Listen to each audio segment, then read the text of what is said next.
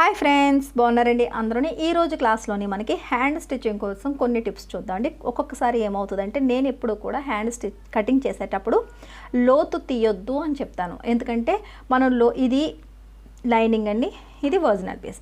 Lining first మనకి జాయింట్లు ఏమన్నా వస్తే జాయింట్లు వేసుకోవాలి. అలాగే ఒరిజినల్ పీస్లో కూడా జాయింట్లు ఏమన్నా చంక దగ్గర వస్తే వేసుకుని లైనింగు మనకి ఒరిజినల్ పీస్ని జాయింట్ చేసేసి కింద హెమ్మింగ్ బెల్ట్ వేసుకోవాల్సి వస్తే కనుక కింద హెమ్మింగ్ బెల్ట్ వేసేసుకున్న తర్వాత మనకి ఎదురెదురుగానే, అంటే ఇప్పుడు ఇది రైట్ సైడ్ కదా, ఈ రైట్ సైడు ఇలా రైట్ సైడ్ ఉండేటట్టుగా మీరు లోతు ఇది రైట్ సైడు, అలాగే ఇలా రైట్ సైడ్ అనమాట.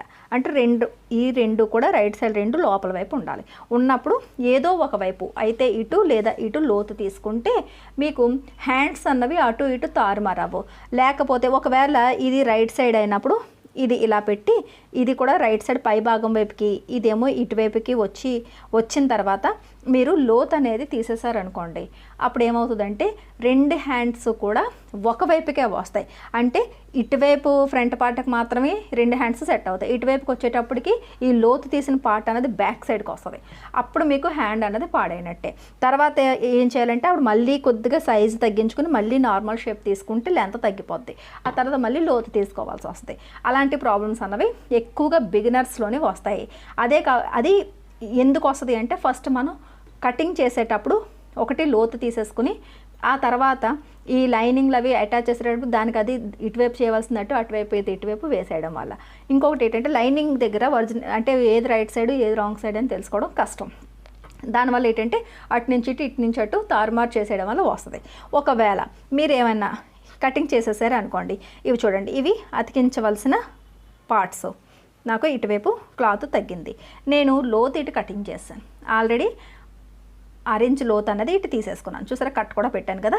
ఇది చూడండి, ఇక్కడ నుంచి ఇదిలా డౌన్ అయింది కదా, కటింగ్ చేసేసాను. ఇప్పుడు మనకి తేడా రాకుండా స్టిచ్చింగ్ ఎలా చేసుకోవాలో ఇప్పుడు చూద్దాం. ఇప్పుడు అయితే చూడండి, ఇలా రెండు వైపులా ఇది ఉంది కదా, ఇది ఇలా ఓపెన్ చేసి ఫస్ట్ ఏం చేయాలంటే ఈ లోపల వైపు ఉన్నవి రెండు కూడా రైట్ సైడ్ అని చెప్పేసి ఇలా మార్క్ చేసుకోవాలి. లోపల వైపు ఉన్నవి చూసారు కదా, ఇలా ఈ లోపల వైపు ఉన్న రెండు పార్ట్స్ని రైట్ సైడ్ అని నోట్ చేసుకోవాలి. ఇది ఇటువైపుది, అలాగే కింద వైపు రాంగ్ సైడ్ అనమాట. సరేనా? ఇప్పుడు ఏం చేయాలంటే ఇప్పుడు ఒక పార్ట్ తీసుకోండి. ఒక పార్ట్ తీసుకుని ఇప్పుడు ఈ పార్ట్ ఇక్కడ అతికించాల్సి వచ్చినప్పుడు ఈ పీస్ని ఈ రాంగ్ సైడ్ అన్న వైపు మనం ఈ జాయింట్ అన్నది ఉండాలి.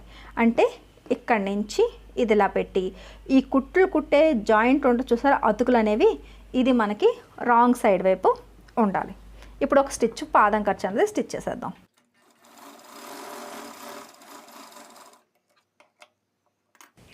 ఇలా స్టిచ్చింగ్ చేసిన తర్వాత ఇలా రైట్ సైడ్ వైపుకి తిప్పి ఇక్కడ ఇలా మనం ఒక టాప్ స్టిచ్ వేసేసుకోవాలి. పైనుంచి ఒక టాప్ స్టిచ్ వేస్తే ఎప్పుడూ కూడా ఇంకా కుట్లు విడిపోయే ప్రసక్తి ఉండదు అన్నమాట.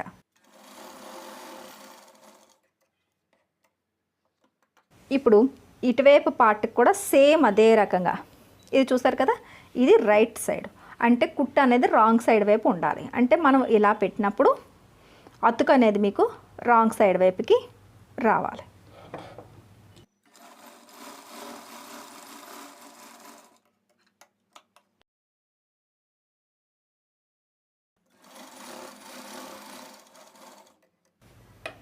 ఇలా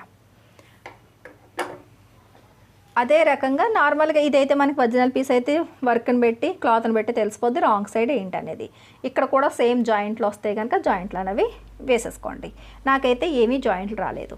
ఇప్పుడు ఇలా మనం పెట్టినప్పుడు ఇది చూసారు కదా, ఈ పార్ట్ మనం జాయింట్ చేసినప్పుడు ఈ రాంగ్ సైడు మనకి లోపల వైపుకు ఉండేటట్టు, అంటే క్లాత్ వైపు ఉండేటట్టు చూసుకోవాలి.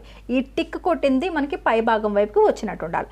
అప్పుడు ఏమవుతుందంటే ఈ క్లాత్కి సెంటర్లోని ఈ ఖర్చు అన్నది ఉంటుంది, పై భాగం వైపు కూడా కనిపించదు.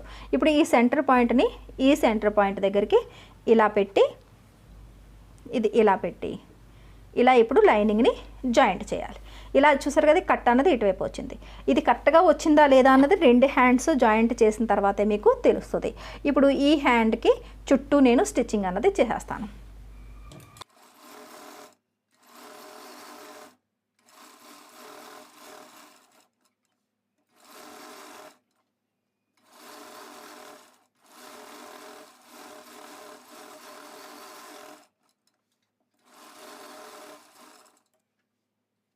ఇప్పుడు రెండో హ్యాండ్ కూడా అలా తీసుకుని సేమ్ అదే రకంగా ఈ రైట్ టిక్ పెట్టింది ఇలా సెంటర్ పాయింట్కి ఉండేటట్టుగా చుట్టూ స్టిచ్చింగ్ అన్నది చేసేయండి. సరేనా? ఇలా మొత్తం స్టిచ్చింగ్ చేసేయండి. చేసేసి ఇలా సైడ్లో మనకి మిగులుతుంది కదా రైట్ సైడు, అది కటింగ్ చేసేయండి. ఇప్పుడు చూడండి, లైనింగ్ ఇలా జాయింట్ చేసిన తర్వాత చూడండి ఇలా కరెక్ట్గా సెంటర్ ఫోల్డ్ చేస్తే తెలుస్తుంది కదా ఇది లోతు తీసింది. ఇక్కడ మనకి కటింగ్ కూడా ఉంది. సరేనా? లైనింగ్ ఒకవేళ మీకు తెలియడం కోసం నేను ఇంకా ఇలా మార్కింగ్ చేస్తున్నాను. ఇది చూడండి, ఇటువైపు ఇది లోతు తీసింది. సరేనా? చూడండి ఇక్కడ కట్ ఉంది, ఇక్కడ ఒక మార్కింగ్ అన్నది నేను ఇలా చేస్తాను. ఇప్పుడు ఇది కనుక లైనింగ్ అన్నా సరే ఇలా ఎదురెదురుగా పెడితే లైనింగ్ పై వైపు ఉన్నా సరే ఇలా ఎదురెదురుగా రావాలి ఒకవైపే. సరేనా? రైట్ సైడ్ ఇలా పెట్టి చూసుకున్నా ఎదురెదురుగా రావాలి. చూస్తున్నారు కదా, ఇలా ఒకవైపుకే రావాలి. ఇలా ఎదురెదురుగా పెట్టినప్పుడు ఒకవైపే రెండు ఉండాలి.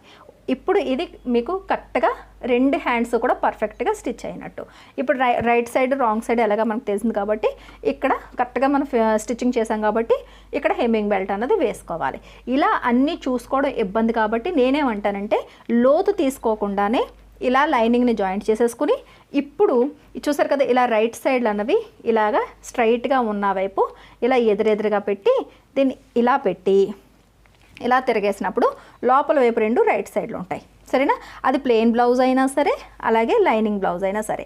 ఇప్పుడు ఇక్కడ లోతు తీసుకుంటే ఒకవైపు రెండు పొరలని కలిపి ఒకవైపు లోతు తీస్తే ఇప్పుడు పర్ఫెక్ట్గా మీకు ఇంకా సింపుల్ మెథడ్ అనమాట. ఈ అంతా లైనింగ్ అంతా జాయిన్ చేసుకుని హెమ్మింగ్ బెల్ట్లు వేసేసుకుని అప్పుడు లోతు తీసి వెంటనే డైరెక్ట్గా మనం బ్లౌజ్ బాడీకి అటాచ్ చేసేసుకోవాలి. అప్పుడు ఎటువంటి తారుమార్లు కావు. ఇలా ఒకవేళ కటింగ్ చేసినప్పుడే లోతు తీసేసుకుంటే కనుక ఇలా స్టిచ్చింగ్ చేసుకోవాలి. కొద్దిగా బ్రెయిన్ యూస్ చేయాలి, ఇంకొకటి టైం వేస్ట్ కూడా అవుతుంది. సరేనండి? ఇలాంటి రిస్క్ అన్నది తీయకండి. నేనైతే చాలా వరకు చెప్తుంది ఏంటంటే అసలు మీరు ఈ లోతు అనేది కటింగ్ చేసేటప్పుడు తీయొద్దు. ఇలా స్టిచ్చింగ్ చేసేటప్పుడు చక్కగా మిషన్ మీద పెట్టుకొని కటింగ్ చేస్తే ఫట్మని బాడీకి జాయిన్ చేసుకోండి. ప్లెయిన్ బ్లౌజ్ అయినా సరే అంతే, జాయింట్ ఏమైనా ఉంటే వేసేసుకుని హెమ్మింగ్ బెల్ట్ వేసేసుకుని అప్పుడు స్టిచ్చింగ్ చేసుకోండి. ఇదే మెథడ్లోనే ఒకవేళ ముందు కటింగ్ అయిపోతే కనుక సేమ్ ప్లెయిన్ బ్లౌజ్ అయినా అంతే. మనకి జాయింట్ వేసుకున్న తర్వాత రైట్ సైడ్ రెండు ఎదురెదురుగా పెట్టుకుని అప్పుడు లోతు తీసేసుకోవడమే. సరేనండి? ఈ టిప్స్ని యూజ్ చేస్తే మీకు హ్యాండ్స్ తారుమారు అవ్వవు అనమాట. చాలామందికి బ్లౌజ్ నేర్చుకునేటప్పుడు వచ్చే ప్రాబ్లం ఇదే. బ్లౌజ్ అంతా వచ్చిన వాళ్ళకి ఇదంతా సింపుల్ మెథడ్, సింపుల్ చిన్న విషయమే కదా అని అనుకోవచ్చు. కానీ ఇది బిగినర్స్కి ఇదే చాలా కష్టం. నేనైతే ఈ వీడియో అయితే మాత్రం బిగినర్స్ కోసం చేశాను. సరేనండి? వీడియో నచ్చినట్లయితే కనుక ఒక లైక్ ఇవ్వండి. మన అమ్మ ఫ్యాషన్ వరల్డ్ ఛానల్ని సబ్స్క్రైబ్ చేసుకోవడం మర్చిపోకండి. మళ్ళీ నెక్స్ట్ క్లాస్లో కలుద్దాం.